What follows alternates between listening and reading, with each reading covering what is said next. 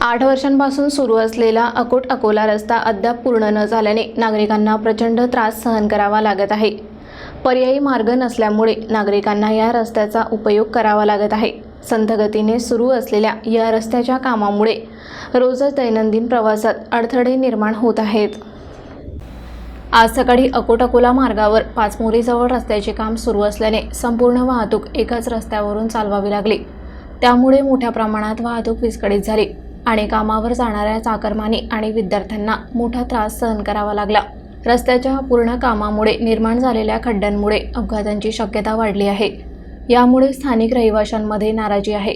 शासकीय अधिकाऱ्यांनी रस्त्याचे काम वेगाने पूर्ण करावे आणि नागरिकांना दिलासा द्यावा अशी मागणी होत आहे। अपूर्ण रस्त्यामुळे निर्माण झालेल्या समस्यांमुळे कामावर जाणारे लोक, विद्यार्थी आणि स्थानिक रहिवासी या सर्वांना प्रचंड त्रास सहन करावा लागत आहे।